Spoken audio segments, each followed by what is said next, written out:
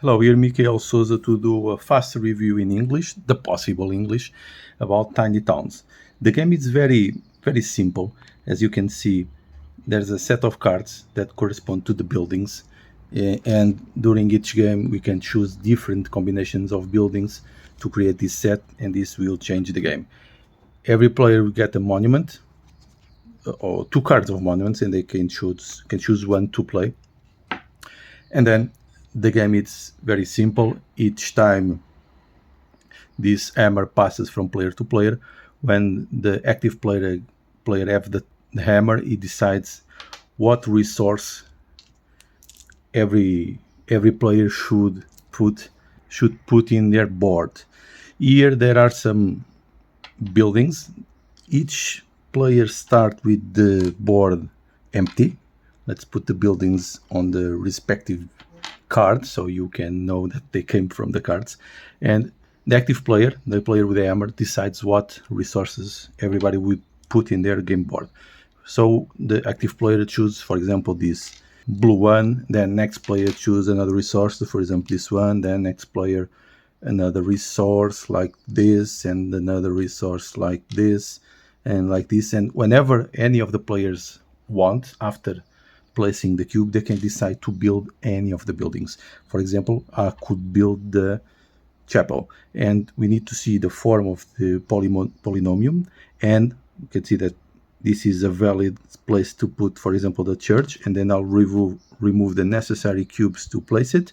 And now I have the church. The church will make me earn points in the end of the game.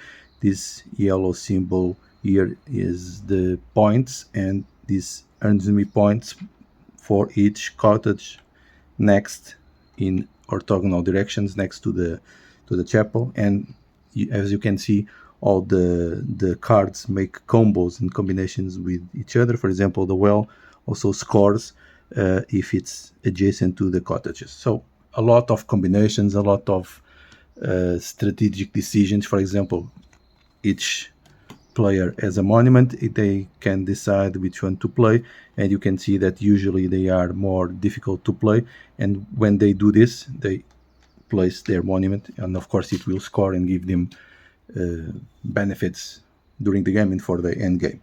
So the game is very simple. You choose a cube if it's your turn. Everybody puts the cube, and then you build or not if you want. Sometimes you will not desire to not want to build it. Sometimes you do, and whenever you want, after placing the cube, you can build, and the game ends when you decide to end. You can choose not to build anymore, or when it is impossible for you to place more cubes or buildings because the cubes will stay in the board.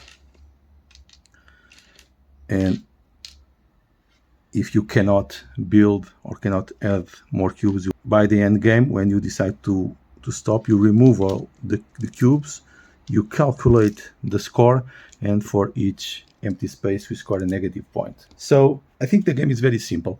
I was thinking that I would not enjoy it as much as I enjoy for real, because it's simple, but it's very complicated to master. A lot of decisions, a lot of possibilities, because you are affected by the cubes that the other players choose. This can mess up your plans, and you need to adapt and be flexible, and you need to process the best combinations of the available buildings and the monuments that you have also available. So this is like a difficult puzzle, challenging puzzle, but I think it's a puzzle that it's very enjoyable, and it's fast. There's interactions between the players because you choose the cubes to put to the board. It plays fast, and you can play it with 6 players. I think this is a great game, something that is good when we have only 1 hour and you have 5 or 6 people to play. It's excellent. It's also a great game to play solo. During the solo play, you have available cards and you need to choose the resources, and this is like a restriction, a constraint to simulate the other player. So I think this is very interesting. I'm surprised. I really enjoyed this game. I didn't thought that I would enjoy it as much, and there's a lot of expansions to increase and to make it more replayable, although there's a lot of cards to make the combinations, adding more mechanisms, more experiences, and more different ways to play. So this is my fast review about Tiny Town.